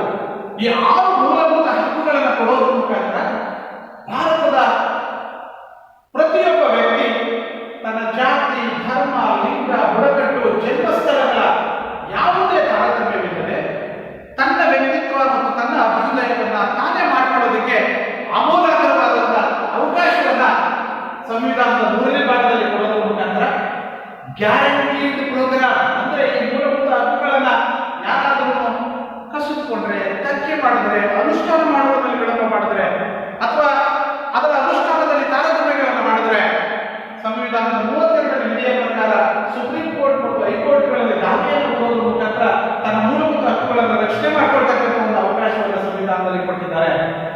ಇದು ಸಂವಿಧಾನದ ಪ್ರಧಾನ ಲಕ್ಷಣಗಳಲ್ಲಿ ಒಂದು ಅಂಶ ಅಂತ ಹೇಳಿ ಪಟ್ಟಿ ಮಾಡಲಾಗಿದೆ.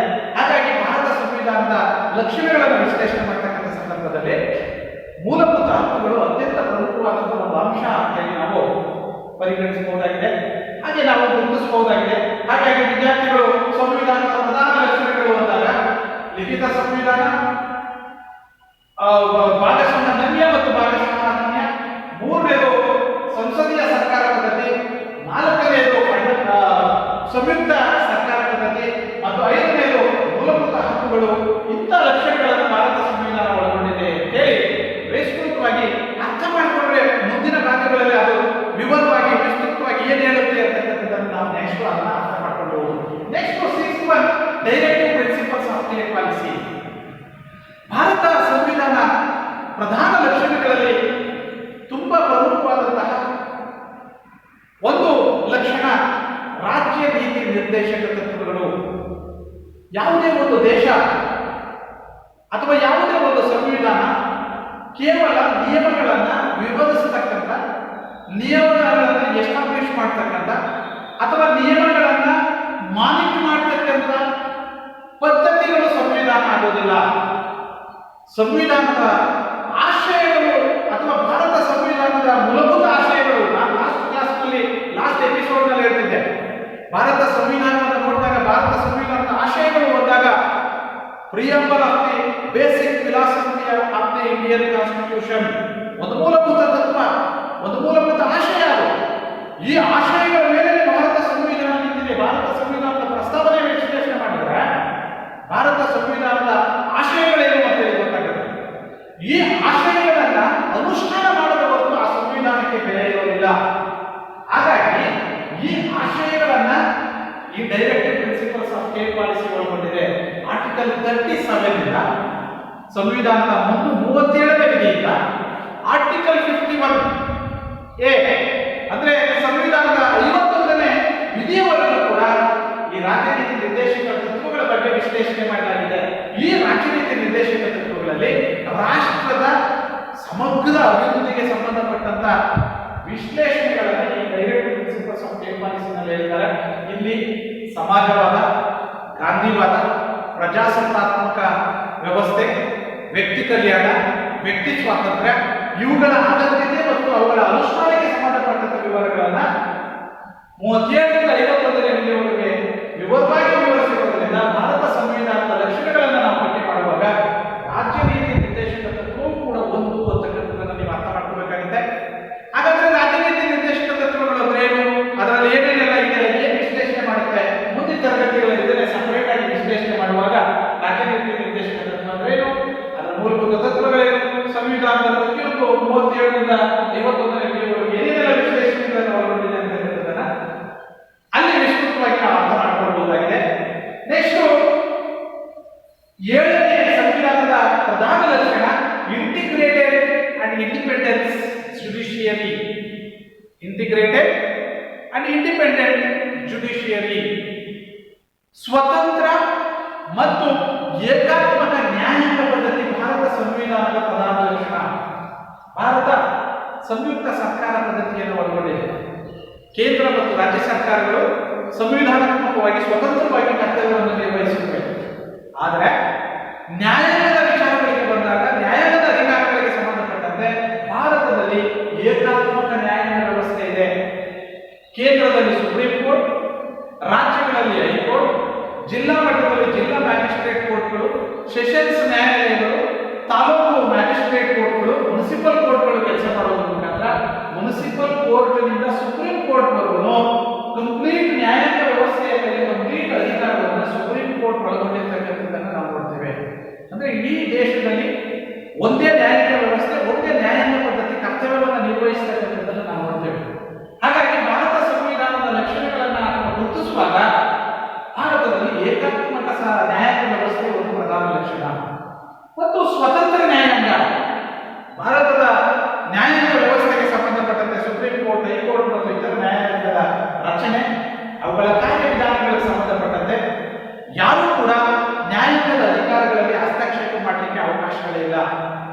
ಸುಪ್ರೀಂ ಕೋರ್ಟಿನ ಕರ್ತವ್ಯಗಳ ಮೇಲೆ ಅಥವಾ ಸುಪ್ರೀಂ ಕೋರ್ಟಿನ ಕಾರ್ಯನಿರ್ವಹಣೆ ಮೇಲೆ ವಿಮರ್ಶೆ ಮಾಡ್ತಕ್ಕಂಥದ್ದಾಗಲಿ, ವಿಶ್ಲೇಷಣೆ ಮಾಡ್ತಕ್ಕಂಥದ್ದಾಗಲಿ, ಅಥವಾ ಸುಪ್ರೀಂ ಕೋರ್ಟ್ ಮತ್ತು ಹೈಕೋರ್ಟ್ಗಳು ಕೊಟ್ಟಂತ ಜಡ್ಜ್ಮೆಂಟ್ಗಳನ್ನ ವಿಮರ್ಶೆ ಅಥವಾ ಟೀಕೆ ಮಾಡ್ತಕ್ಕಂಥದ್ದಾಗಲಿ ಅಥವಾ ರದ್ದು ಮಾಡಲಿಕ್ಕಾಗಿ ಯಾರಿಗೂ ಕೂಡ ಅಧಿಕಾರ ಇಲ್ಲ. ಮತ್ತು ನ್ಯಾಯಾಧೀಶರುಗಳು ಸ್ವತಂತ್ರವಾಗಿ ಕರ್ತವ್ಯವನ್ನು ನಿರ್ವಹಿಸಲಿಕ್ಕೆ ಅವರ ಅಧಿಕಾರ ಅವಧಿಯಲ್ಲಿ ಅವರಿಗೆ ನೀಡತಕ್ಕಂಥ ವೇತನ, ಭತ್ಯ ಮತ್ತು ಅವರ ಅಧಿಕಾರಗಳನ್ನ ಯಾರು ಕೂಡ ಪ್ರಶ್ನೆ ಮಾಡಿ ಅಥವಾ ಅದನ್ನು ನಿರ್ಬಂಧಿಸತಕ್ಕಂಥ ಅಧಿಕಾರವನ್ನ ಸಂವಿಧಾನಾತ್ಮಕವಾಗಿ ಯಾರಿಗೂ ಕೊಟ್ಟಿಲ್ಲ. ಇದು ಏನನ್ನ ಸೂಚಿಸುತ್ತೆ ಅಂತಂದ್ರೆ, ಸಂವಿಧಾನದ 124ನೇ ವಿಧಿಯ ಪ್ರಕಾರ ಸುಪ್ರೀಂ ಕೋರ್ಟ್, 217ನೇ ವಿಧಿಯ ಪ್ರಕಾರ ರಾಜ್ಯ ಹೈಕೋರ್ಟ್ಗಳು ಸ್ವತಂತ್ರವಾಗಿ ಸಂವಿಧಾನಾತ್ಮಕವಾಗಿ ಕೆಲಸ ನಿರ್ವಹಿಸತಕ್ಕಂಥದ್ದನ್ನು ನಾವು ಗುರುತಿಸ್ತೇವೆ. ಹಾಗಾಗಿ ನ್ಯಾಯಾಲಯದ ಸ್ವಾತಂತ್ರ್ಯ ಹೇಗೆ ಸ್ವತಂತ್ರವಾಗಿ ಇವು ಕೆಲಸ ಮಾಡುತ್ತೆ, ಸಂವಿಧಾನದ ಅಥವಾ ಕೇಂದ್ರ ಮತ್ತು ರಾಜ್ಯ ಸರ್ಕಾರಗಳ ಕಾರ್ಯನಿರ್ವಹಣೆಯ ಸಂದರ್ಭಗಳಲ್ಲಿ ಹೇಗೆ ಸ್ವತಂತ್ರವಾಗಿ ಸುಪ್ರೀಂ ಕೋರ್ಟ್ ಮತ್ತು ಹೈಕೋರ್ಟ್ಗಳು ಕ್ರಿಯಾಶೀಲವಾಗಿ ಜಡ್ಜ್ಮೆಂಟ್ಗಳನ್ನು ಕೊಟ್ಟಿದೆ, ಅವುಗಳ ವಿಶ್ಲೇಷಣೆ ಹೇಗಿದೆ ಅಂತಕ್ಕಂಥದ್ದನ್ನ ಸುಪ್ರೀಂ ಕೋರ್ಟ್ನ ರಚನೆ ಅಥವಾ ಹೈಕೋರ್ಟ್ಗಳ ರಚನೆ ಮತ್ತು ಅದರ ಅಧಿಕಾರ ಮತ್ತು ಕಾರ್ಯಗಳನ್ನು ನೋಡುವಾಗ, ಚರ್ಚೆ ಮಾಡುವಂತಹ ಸಂದರ್ಭದಲ್ಲಿ ನಾವು ವಿಸ್ತೃತವಾಗಿ ಅದನ್ನು ನಾವು ನೋಡೋಣ. ಆದರೆ ನ್ಯಾಯಾಂಗ ಸ್ವತಂತ್ರವಾಗಿ ಕೆಲಸ ಮಾಡಲಿಕ್ಕೆ ಅವಕಾಶವನ್ನು ಮಾಡಿಕೊಟ್ಟಿದ್ದಾರೆ. ಇದು ಸಂವಿಧಾನದ ಪ್ರಧಾನ ಲಕ್ಷಣಗಳಲ್ಲಿ ಒಂದು ಅಂಶ ಅಂತ ತಿಳ್ಕೊಂಡ್ರೆ ನಮಗೆ ಸಾಕಾಗುತ್ತೆ. ನೆಕ್ಸ್ಟ್ 8ನೇದು ಸಿಂಗಲ್ ಸಿಟಿಜನ್ಶಿಪ್, ಏಕ ಪೌರತ್ವ. ಭಾರತ ಸಂವಿಧಾನದ ಪ್ರಧಾನ ಲಕ್ಷಣಗಳಲ್ಲಿ ಒಂದು ಏಕ ಪೌರತ್ವ. ಅಂದ್ರೆ ಜಾಗತಿಕ ಮಟ್ಟದಲ್ಲಿ ಅಮೆರಿಕ, ಸ್ವಿಟ್ಜರ್ಲ್ಯಾಂಡ್ ನಂತಹ ಸಂಯುಕ್ತ ಸರ್ಕಾರ ಪದ್ಧತಿಯನ್ನು ಹೊಂದಿರತಕ್ಕಂಥ ದೇಶಗಳಲ್ಲಿ ಅಲ್ಲಿನ ಪ್ರಜೆಗಳಿಗೆ ಆ ದೇಶ ಎರಡೆರಡು ಪೌರತ್ವಗಳನ್ನು ಕೊಟ್ಟಿದೆ. ಅಂದ್ರೆ ಅವರು ವಾಸ ಮಾಡತಕ್ಕಂಥ ರಾಜ್ಯದ ಪೌರತ್ವ ಒಂದು ಮತ್ತು ಆ ರಾಷ್ಟ್ರದ ಪೌರತ್ವ, ಎರಡು ಪೌರತ್ವಗಳು ಅಮೆರಿಕ ಮತ್ತು ಸ್ವಿಟ್ಜರ್ಲ್ಯಾಂಡ್ ಆಗಿದೆ. ಭಾರತ ಸಂಯುಕ್ತ ಸರ್ಕಾರ ಪದ್ಧತಿಯನ್ನು ಹೊಂದಿದ್ರು ಕೂಡ ರಾಜ್ಯ ಮತ್ತು ಕೇಂದ್ರ ಸರ್ಕಾರಗಳು ಸ್ವತಂತ್ರವಾಗಿ ಎರಡು ಸರ್ಕಾರಗಳು ಏಕಕಾಲಕ್ಕೆ ಸಂವಿಧಾನಾತ್ಮಕವಾಗಿ ಕರ್ತವ್ಯ ನಿರ್ವಹಿಸಿದ್ರು ಕೂಡ ಭಾರತದಲ್ಲಿ ಒಂದೇ ಪೌರತ್ವ. ಅವರು ಇರತಕ್ಕಂಥ 30 ರಾಜ್ಯಗಳಲ್ಲಿ ಅವ್ರು ಯಾವುದು ಕರ್ನಾಟಕ, ತಮಿಳುನಾಡು, ಆಂಧ್ರ ಪ್ರದೇಶ, ಜಮ್ಮು ಮತ್ತು ಕಾಶ್ಮೀರ, ಉತ್ತರ ಪ್ರದೇಶ, ಜಾರ್ಖಂಡ್, ಅರುಣಾಚಲ ಪ್ರದೇಶದಿಂದ, ಕನ್ಯಾಕುಮಾರಿಯಿಂದ ಜಮ್ಮು ಮತ್ತು ಕಾಶ್ಮೀರ, ಅರುಣಾಚಲ ಪ್ರದೇಶದಿಂದ ಗುಜರಾತ್ ಅಥವಾ ಕೇಂದ್ರಾಡಳಿತ ಪ್ರದೇಶ ಎಲ್ಲೇ ವಾಸ ಮಾಡೋದು ಕೂಡ ಭಾರತದಲ್ಲಿ ಒಂದೇ ಪೌರತ್ವ ಇದೆ, ಭಾರತದ ಪೌರತ್ವ. ಹಾಗಾಗಿ ಏಕ ಪೌರತ್ವವನ್ನು ಕೊಟ್ಟಿರ್ತಕ್ಕಂಥದ್ದು ಕೂಡ ಭಾರತ ಸಂವಿಧಾನದ ಪ್ರಧಾನ ಲಕ್ಷಣಗಳಲ್ಲಿ ಒಂದು ಅಂತೇಳಿ ಗುರುತಿಸಲ್ಪಟ್ಟಿದೆ. ಹಾಗಾಗಿ ಭಾರತ ಸಂವಿಧಾನದ ಮೂಲಭೂತ ಆಶಯ ಏಕ ಪೌರತ್ವವನ್ನು ಕೊಟ್ಟಿರ್ತಕ್ಕಂಥದ್ದು ಒಂದು ಪ್ರಧಾನ ಲಕ್ಷಣ ಅಂತ ಹೇಳಿ ಗುರುತಿಸಿರ್ತಕ್ಕಂಥದ್ದನ್ನು ನಾವು ನೋಡ್ತೇವೆ. ನೆಕ್ಸ್ಟ್ 9ನೇದು ಎಮರ್ಜೆನ್ಸಿ ಪ್ರಾವಿಷನ್ಸ್. ಭಾರತ ಸಂವಿಧಾನದ 352, ಭಾರತ ಸಂವಿಧಾನದ 356, ಹಾಗೆಯೇ ಭಾರತ ಸಂವಿಧಾನದ 360ನೇ ವಿಧಿಯ ಪ್ರಕಾರ ರಾಷ್ಟ್ರದ ಏಕತೆ ಮತ್ತು ಸಮಗ್ರತೆ, ರಾಷ್ಟ್ರದ ಆಂತರಿಕ ಆಡಳಿತ, ಭಾರತದ ಆರ್ಥಿಕ ವ್ಯವಸ್ಥೆಗಳು ಅತ್ಯಂತ ದೈನ್ಯ ಸ್ಥಿತಿಗೆ ತರುವಂತಹ ಸಂದರ್ಭದಲ್ಲಿ, ರಾಷ್ಟ್ರದ ಏಕತೆ ಮತ್ತು ಸಮಗ್ರತೆಗೆ ಧಕ್ಕೆ ಆಗ್ತಕ್ಕಂಥ ಸಂದರ್ಭಗಳು ಸೃಷ್ಟಿಯಾದಂತಹ ಸಂದರ್ಭದಲ್ಲಿ ಭಾರತದಲ್ಲಿ ಸಂವಿಧಾನದ 352, 356 ಮತ್ತು 360ನೇ ವಿಧಿಯ ಪ್ರಕಾರ ತುರ್ತು ಪರಿಸ್ಥಿತಿಗಳನ್ನು ಘೋಷಣೆ ಮಾಡತಕ್ಕಂಥ ಅಧಿಕಾರ ಸಂವಿಧಾನಾತ್ಮಕವಾಗಿ ಭಾರತದ ರಾಷ್ಟ್ರಪತಿಗಳಿಗೆ ಕೊಟ್ಟಿದೆ. ಅಂದ್ರೆ ಭಾರತದ ಏಕತೆ ಮತ್ತು ಸಮಗ್ರತೆಗೆ ಮೀನ್ಸ್ ಭಾರತದ ಮೇಲೆ ಅಂತಾರಾಷ್ಟ್ರೀಯ ಮಟ್ಟ ಅಥವಾ ಅಂತರ್ದೇಶೀಯ ಮಟ್ಟದಲ್ಲಿ ಬೇರೆ ರಾಷ್ಟ್ರಗಳು ನಮ್ಮ ದೇಶದ ಮೇಲೆ ಆಕ್ರಮಣ ಮಾಡಿದಾಗ ರಾಷ್ಟ್ರದ ಏಕತೆ ಮತ್ತು ಸಮಗ್ರತೆಗೆ ಧಕ್ಕೆ ಆಗ್ತಾ ಇದೆ, ನಾವು ಇಡೀ ದೇಶದ ಅಖಂಡತೆಯನ್ನು ಕಾಪಾಡಿಕೊಳ್ಳೋದಕ್ಕೆ ಸಾಧ್ಯವಾಗುವುದಿಲ್ಲ ಅಂತ ಹೇಳಿ ಕಂಡುಬಂದ ಸಂದರ್ಭದಲ್ಲಿ ಕೇಂದ್ರ ಸರ್ಕಾರ ರಾಷ್ಟ್ರಪತಿಗಳ ಮುಖಾಂತರ ಸಂವಿಧಾನದ 352ನೇ ವಿಧಿಯ ಪ್ರಕಾರ ರಾಷ್ಟ್ರೀಯ ತುರ್ತು ಪರಿಸ್ಥಿತಿಯನ್ನು ಘೋಷಣೆ ಮಾಡುವುದರ ಮುಖಾಂತರ ರಾಷ್ಟ್ರದ ಏಕತೆ ಮತ್ತು ಸಮಗ್ರತೆಯನ್ನು ರಕ್ಷಣೆ ಮಾಡತಕ್ಕಂಥ ಒಂದು ಜವಾಬ್ದಾರಿ ಕೇಂದ್ರ ಸರ್ಕಾರಕ್ಕೆ ಸೇರಿದೆ. ಹಾಗೆಯೇ ಭಾರತದ ಒಕ್ಕೂಟದಲ್ಲಿ ಇರತಕ್ಕಂಥ ರಾಜ್ಯ ಸರ್ಕಾರಗಳು ಸಂವಿಧಾನಾತ್ಮಕವಾಗಿ ಕರ್ತವ್ಯ ನಿರ್ವಹಿಸುವುದರಲ್ಲಿ ವಿಫಲವಾದಾಗ, ರಾಜ್ಯ ಸರ್ಕಾರಗಳಲ್ಲಿ ಸಂವಿಧಾನಾತ್ಮಕ ಆಡಳಿತ ಕುಸಿದು ಬಿದ್ದಾಗ, ಆ ಯಾವುದೇ ಒಂದು ರಾಜ್ಯದಲ್ಲಿ ಕಾನೂನುಬದ್ಧ ವ್ಯವಸ್ಥೆ, ಸಾರ್ವಜನಿಕ ಶಾಂತಿ ಮತ್ತು ನೈರ್ಮಲ್ಯಕ್ಕೆ ಧಕ್ಕೆ ಉಂಟಾಗಿ ಅರಾಜಕತೆಗಳು ಉಂಟಾದಾಗ ಕೇಂದ್ರ ಸರ್ಕಾರ ಸಂವಿಧಾನದ 356ನೇ ವಿಧಿಯ ಪ್ರಕಾರ ರಾಜ್ಯ ತುರ್ತು ಪರಿಸ್ಥಿತಿಯನ್ನು ಘೋಷಣೆ ಮಾಡುವುದರ ಮುಖಾಂತರ ಸಂಬಂಧಪಟ್ಟ ರಾಜ್ಯದ ಆಡಳಿತವನ್ನು ಕೇಂದ್ರ ಸರ್ಕಾರ ತನ್ನ ತೆಗೆಗೆ ತೆಗೆದುಕೊಳ್ಳುವುದರ ಮುಖಾಂತರ ಅಲ್ಲಿ ರಾಷ್ಟ್ರಪತಿ ಆಡಳಿತವನ್ನು ಜಾರಿಗೊಳಿಸಿ ಆ ರಾಷ್ಟ್ರದ ಸಮಗ್ರತೆಯನ್ನು ಕಾಪಾಡತಕ್ಕಂಥ ಒಂದು ಕೆಲಸವನ್ನು ಕೇಂದ್ರ ಸರ್ಕಾರ ಮಾಡುತ್ತೆ.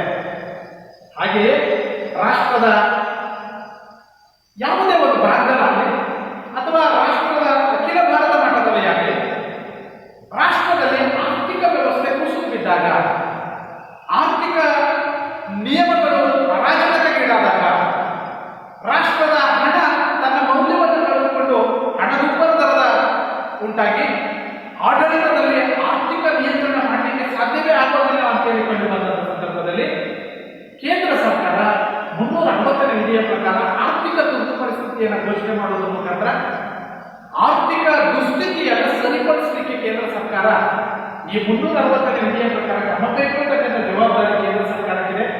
ಹಾಗಾಗಿ 352, 356, 360ನೇ ವಿಧಿಯ ಪ್ರಕಾರ ತುರ್ತು ಪರಿಸ್ಥಿತಿಗಳನ್ನು ಘೋಷಿಸುವುದರ ಮುಖಾಂತರ ರಾಷ್ಟ್ರದ ಏಕತೆ ಮತ್ತು ಸಮಗ್ರತೆಯ ಜೊತೆಗೆ ರಾಷ್ಟ್ರದ ಆಡಳಿತವನ್ನು ನಿಯಂತ್ರಿಸತಕ್ಕಂಥ ಕೆಲಸವನ್ನು ಸಂವಿಧಾನಾತ್ಮಕವಾಗಿ ಕೇಂದ್ರ ಸರ್ಕಾರ ಮಾಡ್ತಕ್ಕಂಥದ್ದನ್ನು ನಾವು ನೋಡ್ತೇವೆ.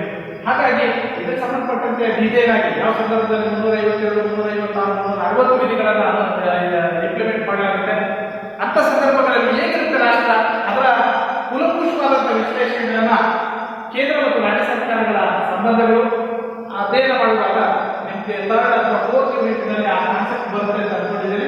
ಆ ಕಾನ್ಸೆಪ್ಟ್ ಬಂದಾಗ ಡೀಟೇಲ್ ಆಗಿ ನಾವು ಚರ್ಚೆ ಮಾಡೋಣ. ಒಟ್ಟಾರೆಯಾಗಿ ರಾಷ್ಟ್ರದ ಏಕತೆ ಮತ್ತು ಸಮಗ್ರತೆಯನ್ನು ರಕ್ಷಣೆ ಮಾಡಲಿಕ್ಕಾಗಿ ಈ 3 ತುರ್ತು ಪರಿಸ್ಥಿತಿಗಳನ್ನು ಘೋಷಣೆ ಮಾಡುವುದರ ಮುಖಾಂತರ ರಾಷ್ಟ್ರದ ಆಡಳಿತವನ್ನು ಸರಿದಾರಿಗೆ ತರತಕ್ಕಂಥ ಜವಾಬ್ದಾರಿಯನ್ನು ನಿರ್ವಹಿಸುತ್ತೆ. ರಾಜ್ಯಾಂಗದತ್ತವಾಗಿ ಕೇಂದ್ರ ಸರ್ಕಾರಕ್ಕೆ ಇರ್ತಕ್ಕಂಥ ಈ ರಕ್ಷಣೆಗಳನ್ನು ನೋಡಿದಾಗ, ಈ ಅಧಿಕಾರವನ್ನು ನೋಡಿದಾಗ ಭಾರತ ಸಂವಿಧಾನದ ರಕ್ಷಣೆಗಳಲ್ಲಿ ಈ ಎಮರ್ಜೆನ್ಸಿ ಪ್ರಾವಿಷನ್ಸ್ ಕೂಡ ಅತ್ಯಂತ ಒಂದು ಪ್ರಮುಖ ಪ್ರಧಾನ ಲಕ್ಷಣ ಅಂತೇಳಿ ಗುರುತಿಸಿರ್ತಕ್ಕಂಥದ್ದನ್ನು ನಾವು ನೋಡ್ತೇವೆ. ನೆಕ್ಸ್ಟ್ 10ನೇದು ಅಖಿಲ ಭಾರತ ಸೇವೆಗಳು, ಯೂನಿಯನ್ ಸರ್ವಿಸ್. ಅಖಿಲ ಭಾರತ ಸೇವೆಗಳು ಭಾರತ ಸಂಯುಕ್ತ ಸರ್ಕಾರ ಪದ್ಧತಿಯನ್ನು ಒಳಗೊಂಡಿದ್ದರೂ ಕೂಡ, ಕೇಂದ್ರ ಮತ್ತು ರಾಜ್ಯ ಸರ್ಕಾರಗಳು ಸ್ವತಂತ್ರ ಆಡಳಿತ ಪದ್ಧತಿಯನ್ನು ಒಳಗೊಂಡಿದ್ದರೂ ಕೂಡ ಕೇಂದ್ರ ಸರ್ಕಾರ ಅಖಿಲ ಭಾರತ ಸೇವೆಗಳು ಅಂತೇಳಿ UPSC ಅನ್ನು ರಚನೆ ಮಾಡಿ ಅವುಗಳ ಮುಖಾಂತರ ಅಖಿಲ ಭಾರತ ಮಟ್ಟಕ್ಕೆ ಅಧಿಕಾರಿಗಳನ್ನು ನೇಮಕ, IAS, IPS, IFS ಅಧಿಕಾರಿಗಳನ್ನು ಆಯ್ಕೆ ಮಾಡಿ ಅಧಿಕಾರಿಗಳು ರಾಜ್ಯ ಸರ್ಕಾರಗಳಲ್ಲಿ ಕೆಲಸ ಮಾಡುವುದರ ಮುಖಾಂತರ ಇಡೀ ರಾಷ್ಟ್ರದ ಆಡಳಿತದ ಮೇಲೆ ಮಾನಿಟರ್ ಮಾಡತಕ್ಕಂಥ ಒಂದು ಅಧಿಕಾರವು ಕೂಡ ಕೇಂದ್ರ ಸರ್ಕಾರಕ್ಕೆ ಸೇರಿದೆ.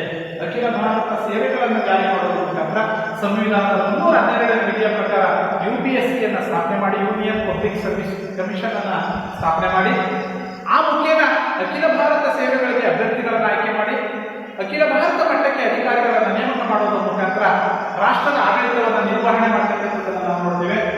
ಈ ಹಿನ್ನೆಲೆಯಲ್ಲಿ ಸಂವಿಧಾನದ ಪ್ರಧಾನ ಲಕ್ಷಣಗಳಲ್ಲಿ ಅತ್ಯಂತ ಪ್ರಮುಖವಾಗಿರ್ತಕ್ಕಂಥದ್ದು ಅಖಿಲ ಭಾರತ ಸೇವೆಗಳಿಗೆ ಪ್ರಾವಿಷನ್ ಮಾಡಿರ್ತಕ್ಕಂಥದ್ದು. ಈ ಎಲ್ಲ 10 ಲಕ್ಷಣಗಳನ್ನ ಸಮರ್ಥವಾಗಿ ನಾವು ಅರ್ಥ ಮಾಡಿಕೊಂಡ್ರೆ ಭಾರತ ಸಂವಿಧಾನದ ಒಂದು ಸ್ವರೂಪನೇ ನಮಗೆ ಅರ್ಥ ಮಾಡ್ಕೊಳ್ತೇವೆ. ಯಾಕೆ ಸಂವಿಧಾನದ ಲಕ್ಷಣಗಳ ಬಗ್ಗೆ ಪ್ರಧಾನವಾಗಿ ಅರ್ಥ ಮಾಡ್ಕೊತಾರೋ ಆ ವಿದ್ಯಾರ್ಥಿಗೆ ಒಳಗಡೆ ಇರತಕ್ಕಂಥ ಸಂವಿಧಾನದ ಎಲ್ಲ ಭಾಗಗಳು ಸ್ಪಷ್ಟವಾಗಿ ಅರ್ಥವಾಗುತ್ತೆ. ಸಂವಿಧಾನದ ಎಲ್ಲ ಭಾಗಗಳು ಸ್ಪಷ್ಟವಾಗಿ ಅರ್ಥವಾಗುತ್ತೆ. ಯಾವ ಉದ್ದೇಶಕ್ಕಾಗಿ ಭಾರತ ಸಂವಿಧಾನವನ್ನು ನಾನು ಕಲಿತಾ ಇದ್ದೀನೋ ಅದೆಲ್ಲವೂ ನನಗೆ ಅರ್ಥವಾಗಲಿಕ್ಕೆ ಸಾಧ್ಯವಾಗುತ್ತೆ. ಈ ಹಿನ್ನೆಲೆಯಲ್ಲಿ ಭಾರತ ಸಂವಿಧಾನದ ಲಕ್ಷಣಗಳನ್ನು ಸಮರ್ಥವಾಗಿ ಅರ್ಥ ಮಾಡಿಕೊಂಡ್ರೆ ನಿಮ್ಮ ಎಲ್ಲ ಕಾಂಪಿಟೇಟಿವ್ ಎಕ್ಸಾಮ್ಗಳಲ್ಲಿ ಮೀನ್ಸ್ UPSC, KPSCಗಳು ಇಲ್ಲಿ ಬರ್ತಕ್ಕಂಥ exams, job oriented exams, MBA ಆಗ್ಬೋದು, SDA ಆಗ್ಬೋದು, ಈ ಎಲ್ಲ ಸಬ್ ಇನ್ಸ್ಪೆಕ್ಟರ್, ಪೊಲೀಸ್ ಕಾನ್ಸ್ಟೇಬಲ್ ಹುದ್ದೆಗಳ ನೇಮಕಾತಿಗಳಲ್ಲಿ ಬರ್ತಕ್ಕಂಥ ಪ್ರಶ್ನೆ ಪತ್ರಿಕೆಗಳಿರ್ಬೋದು, ನೀವು ಯಾವುದೇ ಪ್ರಶ್ನೆ ಪತ್ರಿಕೆಗಳನ್ನು ಗಮನಿಸಿದಾಗ 20 to 30% ಕ್ವಶನ್ಸ್ ಭಾರತ ಸಂವಿಧಾನದಲ್ಲಿರುತ್ತೆ. ಭಾರತ ಸಂವಿಧಾನದಲ್ಲಿ ಈ ಲಕ್ಷಣಗಳನ್ನು ನೀವು ಚೆನ್ನಾಗಿ ಅರ್ಥ ಮಾಡ್ಕೊಂಡ್ಬಿಟ್ರೆ 15-20 ಪ್ರಶ್ನೆಗಳಿಗೆ ಉತ್ತರ ಮಾಡತಕ್ಕಂಥ ಅಥವಾ ಉತ್ತರವನ್ನು ಗುರುತಿಸತಕ್ಕಂಥ ಬರೀತಕ್ಕಂಥ ಸಾಮರ್ಥ್ಯ ನಮ್ಮ ವಿದ್ಯಾರ್ಥಿಗಳಲ್ಲಿ ಬೆಳೆಯುತ್ತೆ. ಹಾಗೆ ಮಾಡೋದ್ರ ಮುಖಾಂತರ ನಿಮ್ಮ ನಾಲೆಡ್ಜನ್ನು ಇಂಪ್ರೂವ್ ಮಾಡ್ಕೋಬಹುದು. ನೀವು ನೇಮಕಾತಿಗಳಲ್ಲಿ ನಿಮ್ಮ ಶಕ್ತಿ ಮತ್ತು ಪ್ರಭಾವವನ್ನು ಪ್ರದರ್ಶನ ಮಾಡಲಿಕ್ಕೆ ಅವಕಾಶ ಇರುತ್ತೆ. ಆ ಹಿನ್ನೆಲೆಯಲ್ಲಿ ಭಾರತ ಸಂವಿಧಾನದ ಈ ಲಕ್ಷಣಗಳನ್ನು ಚೆನ್ನಾಗಿ ಅರ್ಥ ಮಾಡ್ಕೊಳ್ಳಿ ಅಂತ ಹೇಳ್ತಾ, ಈ 10 ಲಕ್ಷಣಗಳು ಮೀನ್ಸ್ ಭಾರತ ಸಂವಿಧಾನದ ಪ್ರಧಾನ ಲಕ್ಷಣಗಳನ್ನು ಮತ್ತೊಮ್ಮೆ ನಾನು ಹೇಳ್ತೀನಿ. ಲಿಖಿತ ಸಂವಿಧಾನ, ಭಾಗಶಃ ನನ್ಯ ಮತ್ತು ಭಾಗಶಃ ಅನನ್ಯ ಸಂವಿಧಾನ, ಫಂಡಮೆಂಟಲ್ ರೈಟ್ಸ್, 4ನೇದು ಫಂಡಮೆಂಟಲ್ ಫೆಡರಲ್ ಸಿಸ್ಟಮ್, 5ನೇದು ಫಂಡಮೆಂಟಲ್ ರೈಟ್ಸ್, 6ನೇದು directive principles of state policy, 7th one integrated and independent judiciary, 7th one single citizenship, ಆಮೇಲೆ ಎಮರ್ಜೆನ್ಸಿ ಪ್ರಾವಿಷನ್ಸ್ ಅಂದ್ರೆ ತುರ್ತು ಪರಿಸ್ಥಿತಿಗಳು, central service means UPSC provisions ಅಖಿಲ ಭಾರತ ಸೇವೆಗಳು. ಹೀಗೆ 10 ಲಕ್ಷಣಗಳನ್ನು ಭಾರತ ಸಂವಿಧಾನದಲ್ಲಿ ನಾವು ಗುರುತಿಸಬಹುದಾಗಿದೆ. ಈ ಲಕ್ಷಣಗಳನ್ನು ಸ್ಪಷ್ಟವಾಗಿ ಅರ್ಥ ಮಾಡಿಕೊಂಡು ಮನನ ಮಾಡಿಕೊಂಡು ಪರೀಕ್ಷೆಗಳಿಗೆ ತಯಾರಿಯಾಗಬೇಕು ಅಂತ ಹೇಳ್ತಾ ಈ ಕಾನ್ಸೆಪ್ಟ್ ಅನ್ನು ನಿಲ್ಲಿಸ್ತೇನೆ. ಮುಂದಿನ ತರಗತಿಯಲ್ಲಿ ಫಂಡಮೆಂಟಲ್ ರೈಟ್ಸ್ 3ನೇ ಭಾಗ, fundamental rights direct right to equality ಮೊದಲನೇ ಮೂಲಭೂತ ಹಕ್ಕದ ಬಗ್ಗೆ ಮುಂದಿನ ಎಪಿಸೋಡ್ನಲ್ಲಿ ನಾನು ಅಪ್ಲೋಡ್ ಮಾಡ್ತೀನಿ. ಅವೆಲ್ಲರೂ ಅದನ್ನು ಕೇಳಿಸ್ಕೊಂಡು ಅಧ್ಯಯನ ಮಾಡಿಕೊಂಡು ಬರ್ಕೊಂಡು ನಿಮ್ಮ ನೋಟ್ಸ್ಗಳನ್ನು ಪ್ರಿಪೇರ್ ಮಾಡಿಕೊಂಡು ಪರೀಕ್ಷೆಗಳಿಗೆ ಸಿದ್ಧರಾಗಬೇಕು ಅಂತ ಹೇಳಿ ಕೇಳ್ತಾ ಹಿಂಗೆ ಇದನ್ನ ಈ ಎಪಿಸೋಡ್ನ ಈ ಚರ್ಚೆಯನ್ನು ಮುಕ್ತಾಯ ಮಾಡ್ತೀನಿ. ಎಲ್ರಿಗೂ ಧನ್ಯವಾದಗಳು. Thank you.